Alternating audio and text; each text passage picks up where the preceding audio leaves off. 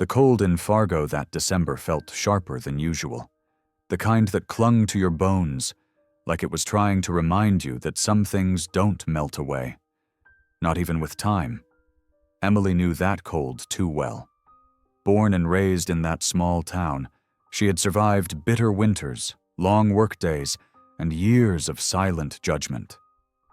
But nothing compared to the freeze she felt that Christmas afternoon, standing in her mother-in-law's kitchen. Emily weighed over 290 pounds. She wasn't blind to it. She saw it in the mirror every morning, in the way her clothes fit tighter each year, and in the eyes of those who pretended to smile but whispered behind her back. But no one made her feel smaller than Judith, her husband's mother. Sharp-tongued and polished, Judith had always carried herself like she belonged to a different class. And to her, Emily was a mistake her son had made too young, too fast. The family was gathered around the table, the smell of honey-glazed ham and buttered rolls filling the room. Laughter echoed, wine glasses clinked, and snow fell steadily outside. Emily smiled, trying to feel part of it. She pulled back a wooden chair to sit next to her husband, Mark. As she lowered herself, the chair gave a sudden creak, then cracked. A leg snapped clean off. In a blink, she hit the floor with a heavy thud. Silence. Then, Judith laughed, loud, sharp, cold.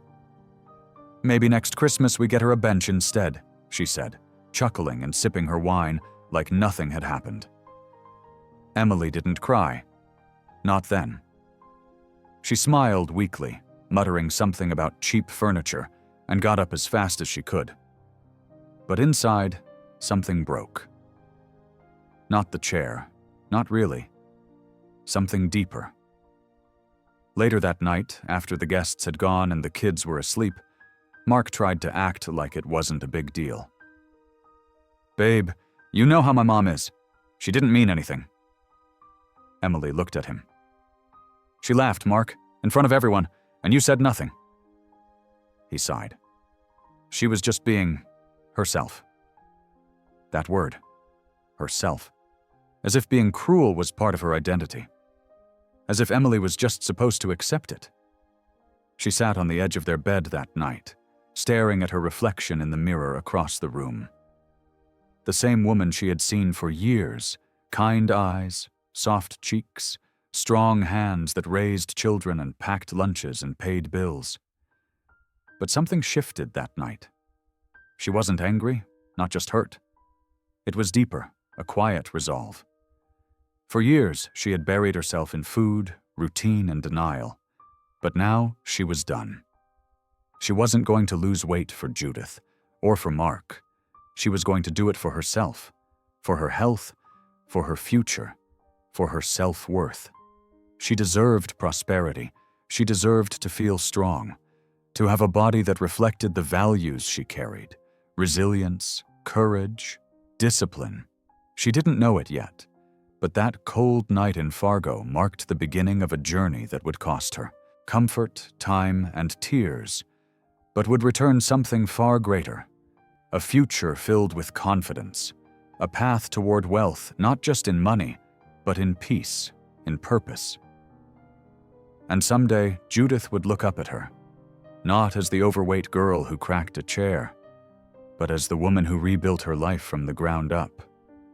And that day would come sooner than anyone expected. By the first week of January, Fargo was buried under 3 feet of snow. The sidewalks were slick with ice, and the wind slapped every exposed inch of skin. But Emily had made up her mind. Her pain hadn't faded after Christmas. It had grown roots. Every time she closed her eyes, she heard Judith's laugh echoing through her chest like a siren she couldn't turn off.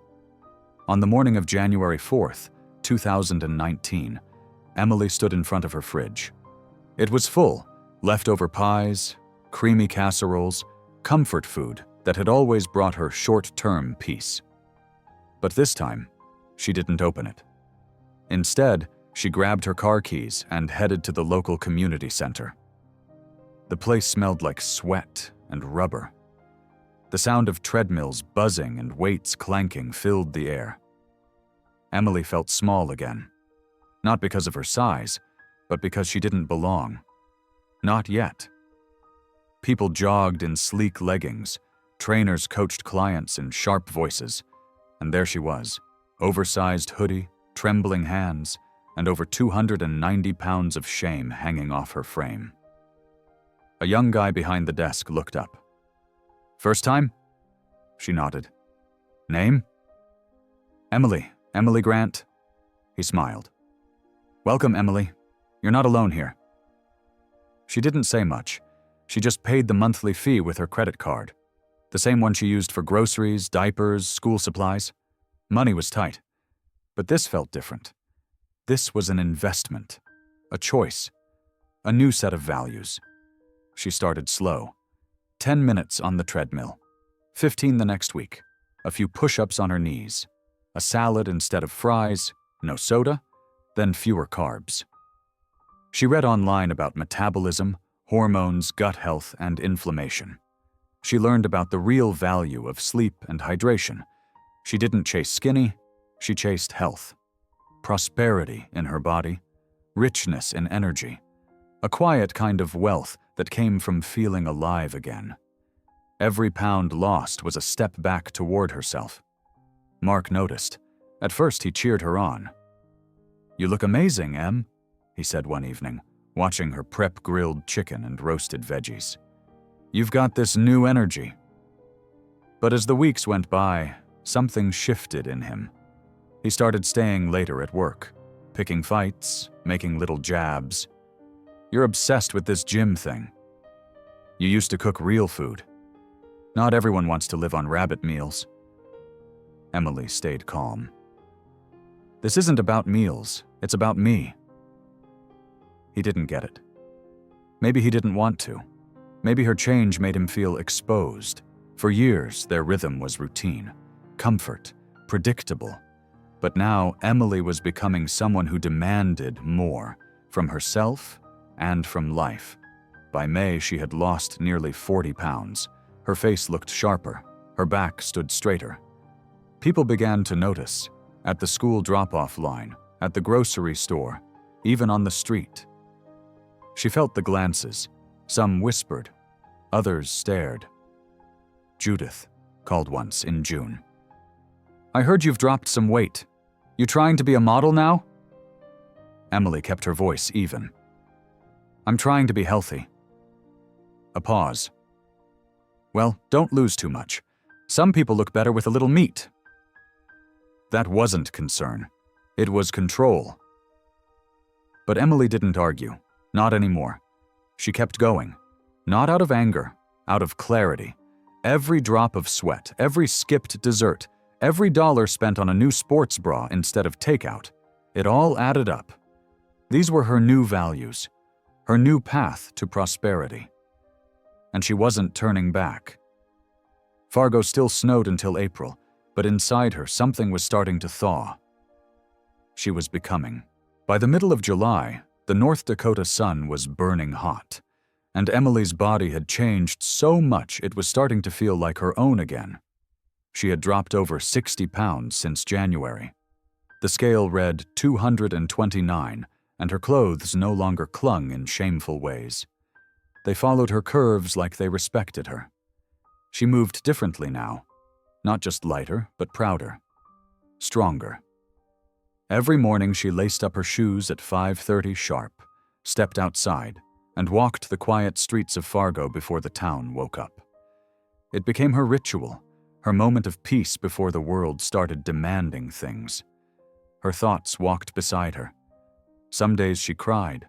Others, she whispered dreams to herself. And every step was powered by something she had never truly had before: self-worth. But change never comes without resistance. Mark had grown distant. At first, it was little things: skipped dinners, forgotten texts, cold silences. Then came the sarcasm. "You're so obsessed with this healthy lifestyle," he said one evening. "What's the goal? Are you trying to become someone else?" Emily looked at him across the table. No, I'm finally becoming me." He shook his head. "You used to be happy." "No, Mark," she said gently. "I used to be numb." He didn't respond. He grabbed a beer and turned on the TV. The distance widened. And one evening, while folding laundry in the bedroom, she found a receipt in his pants pocket. A dinner for two. A hotel charge. A name she didn't recognize. Her stomach turned. She didn't scream, didn't throw things. She just sat on the edge of the bed, holding the proof in her hand like a final puzzle piece that had always been missing. When Mark got home, she asked quietly, "Is there someone else?" He froze. Then, like a coward, he nodded. "I didn't mean to hurt you, Em. I don't even know who you are anymore." That was the line that cut deepest. She looked him straight in the eyes. "I do, and she deserves more than this." 2 days later, he packed a bag and moved out. No apology, no fight. Just silence. Emily was alone for the first time in over a decade. And yet, it didn't feel like failure. It felt like freedom. Bills were tighter now. Every dollar counted. But with the little money she had saved, tips from baking cakes, selling old clothes, doing freelance copy editing, she managed to pay rent, keep the lights on, and stay on track. The pain was there, sure, but it was mixed with something new. Purpose. She started documenting her journey online. Simple photos, small captions, nothing flashy, just raw, real progress. People started following. Women wrote to her. "You inspire me. You helped me get out of bed today. Thank you for being honest."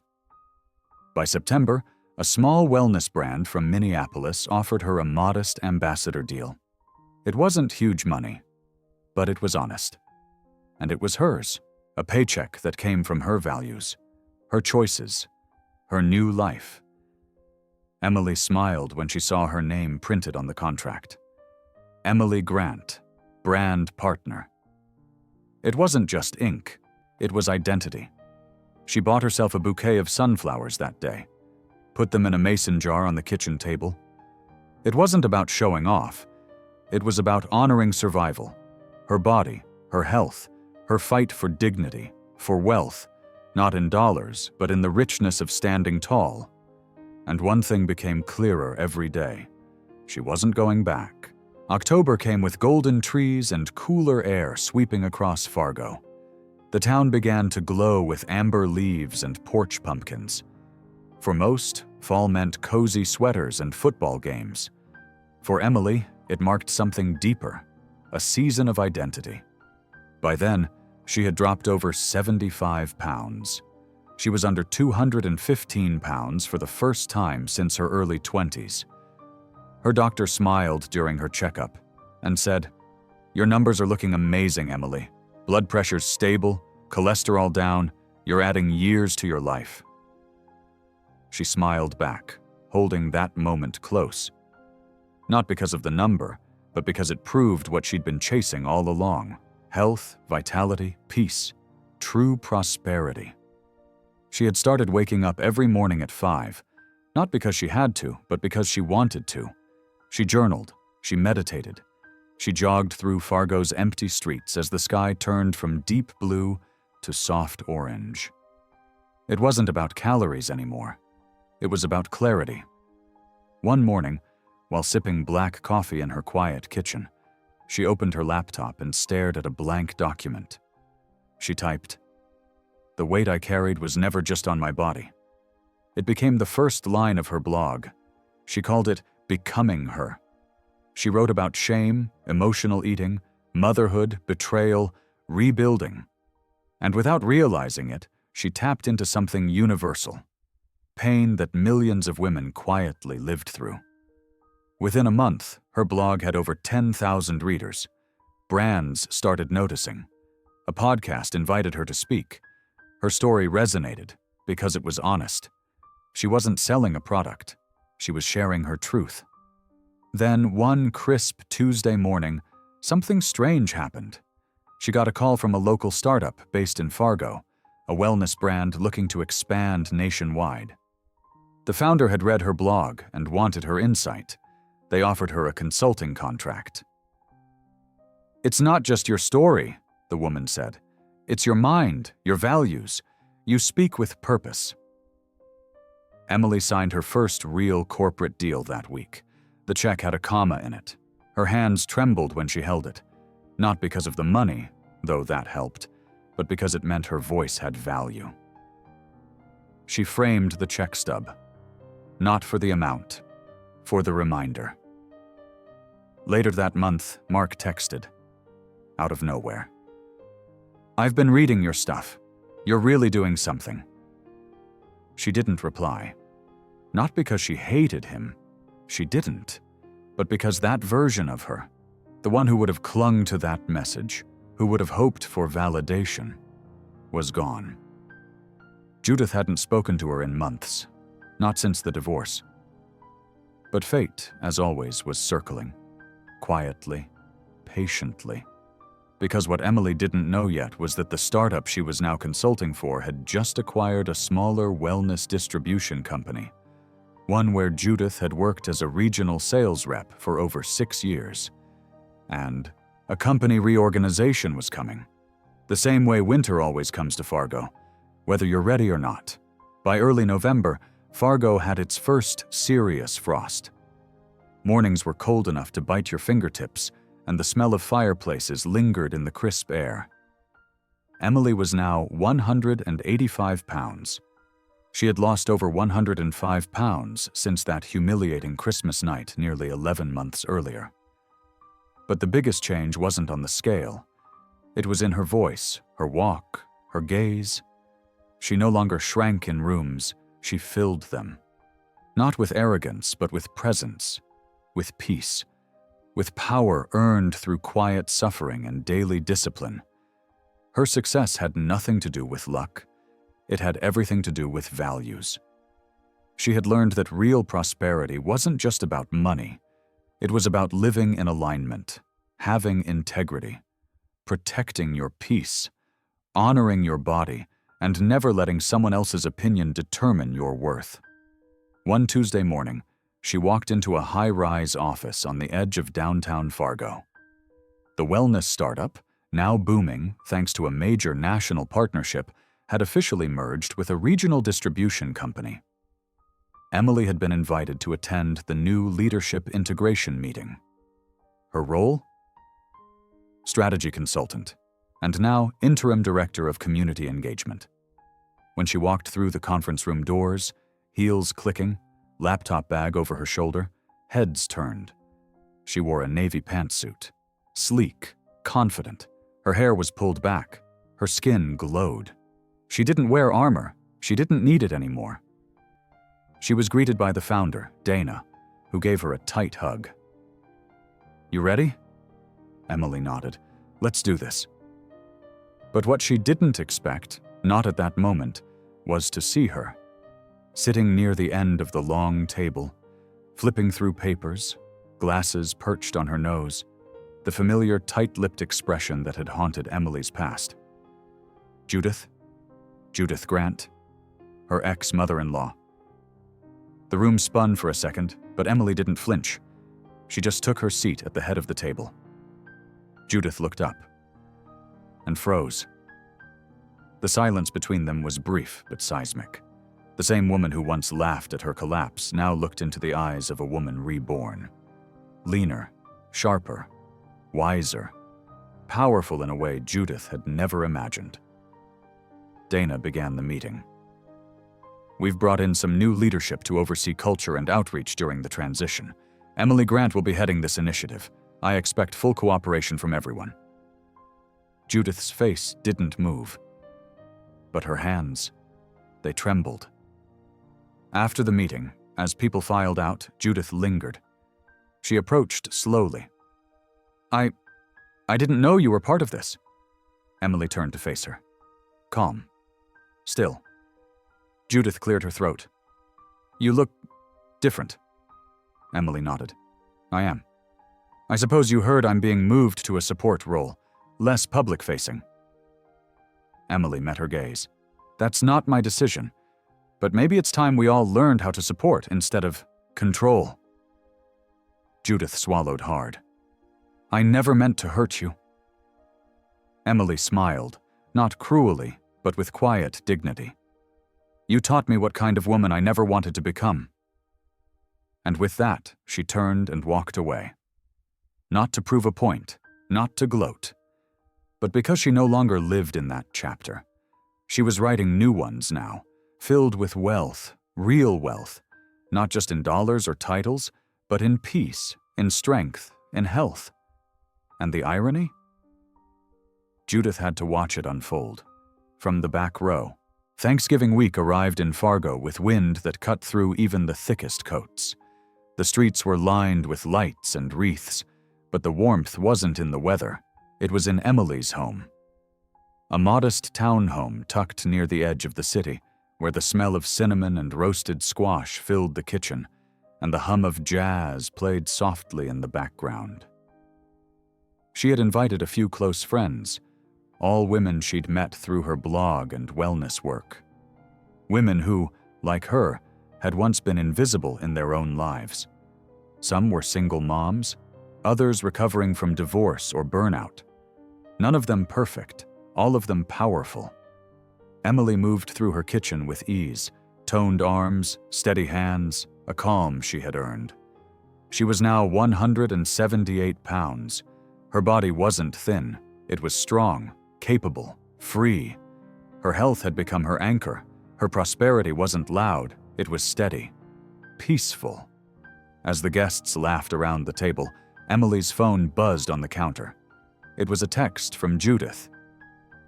Can we talk? She stared at the screen for a long time before replying. Tomorrow, 10 a.m. at the cafe on First. The next morning she arrived early. A light snow was falling. The cafe smelled of espresso and pine. She wore jeans, a wool coat, and a burgundy sweater. No makeup. She didn't need to prove anything. Judith walked in 5 minutes late. Her face looked tired. She wore a beige coat and carried a nervous smile. I didn't think you'd agree to meet. Emily nodded, calm.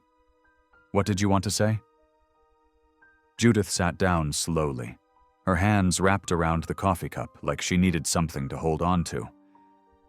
I've been watching everything you've done, and I'm not proud of how I treated you. Silence stretched between them. I was cruel, Judith continued. I know that now. I thought I was protecting my son, but I was just projecting my own insecurities. Emily leaned back slightly. You humiliated me, laughed at me, in front of your own family. Judith's voice cracked.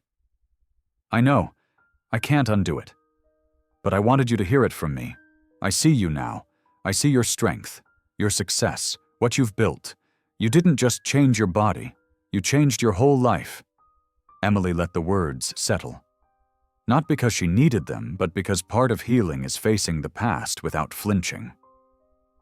I didn't do this for revenge, Emily said. I did it for my kids, for my health, for my sanity, for my values. I chose this path because I was tired of feeling small in rooms I didn't deserve to be in. Judith wiped her eyes. You've built something powerful. I've built me, Emily said softly, and everything else followed. They sat in silence again, this time less heavy. Before leaving, Judith stood and whispered, You remind me of the woman I wish I had become. Emily didn't respond. She didn't need to. That afternoon, she returned home and opened her laptop. Her inbox was full. New opportunities, brand offers, collaborations. A major platform wanted her to host a live virtual event on emotional healing and self-leadership. The event title?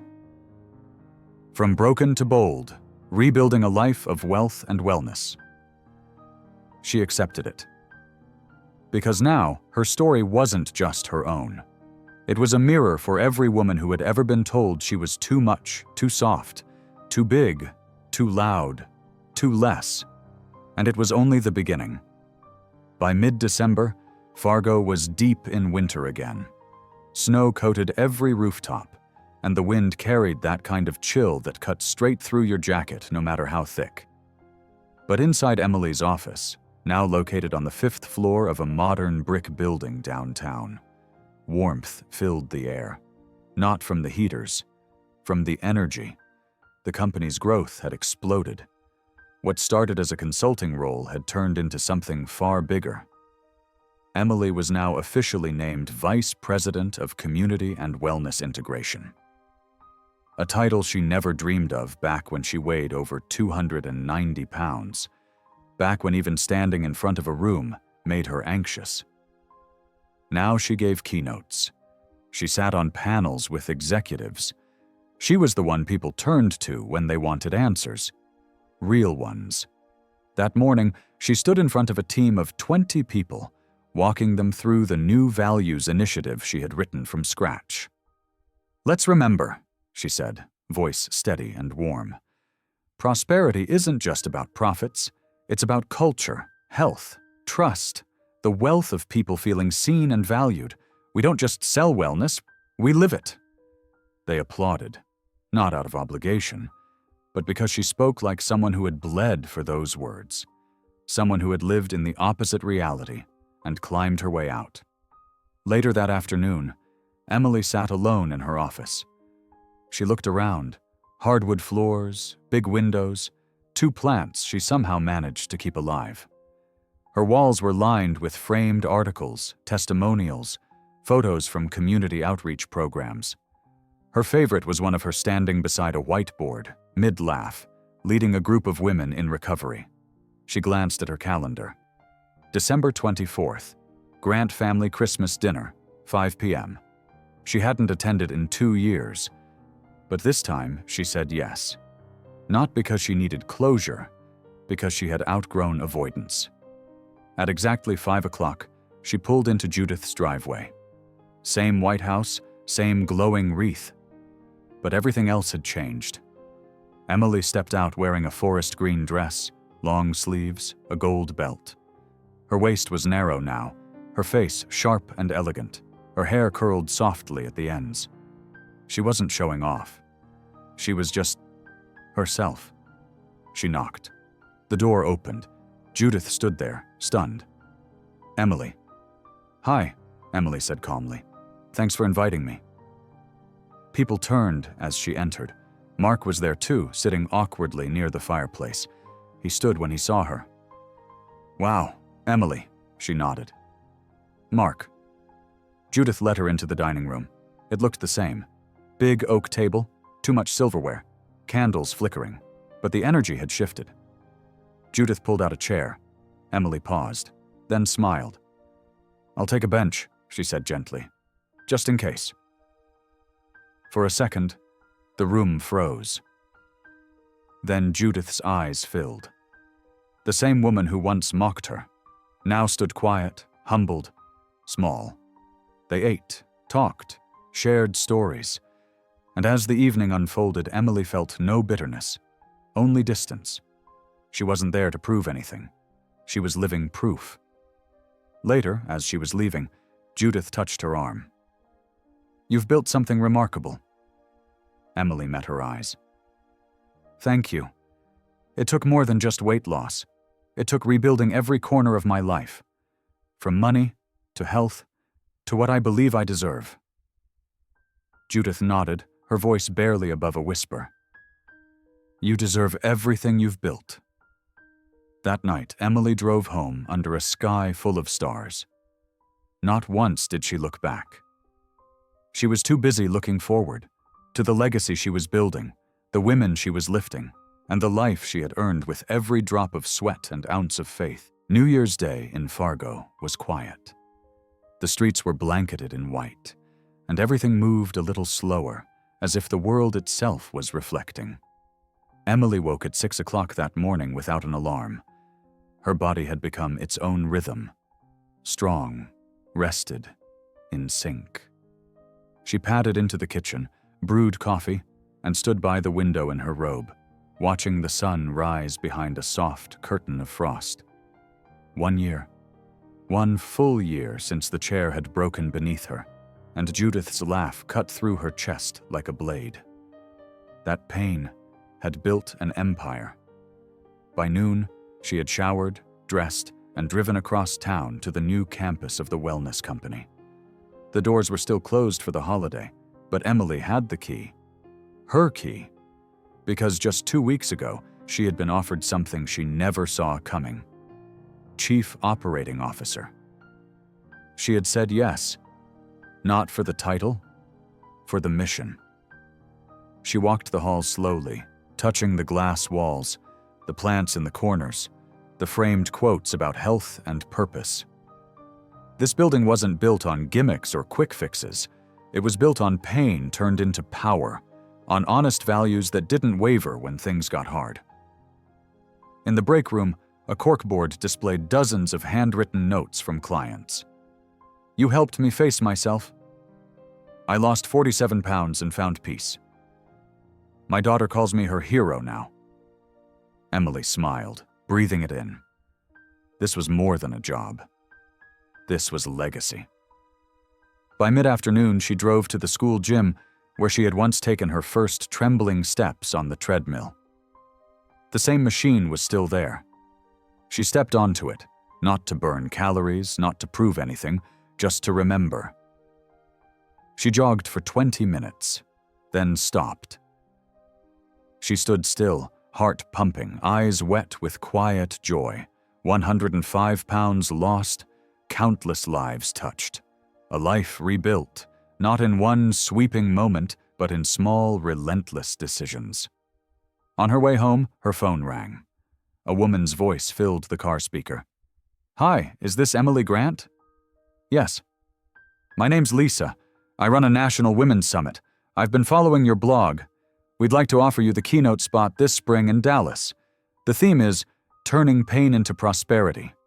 You're exactly the kind of speaker we need. Emily exhaled.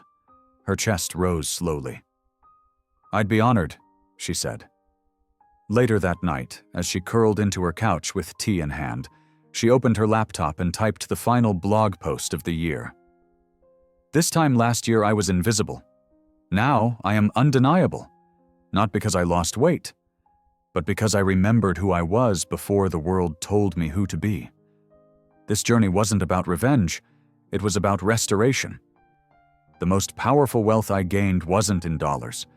It was in self-respect, in clarity, in peace. I carry that with me now, every single day. She hit publish, closed the laptop, and smiled.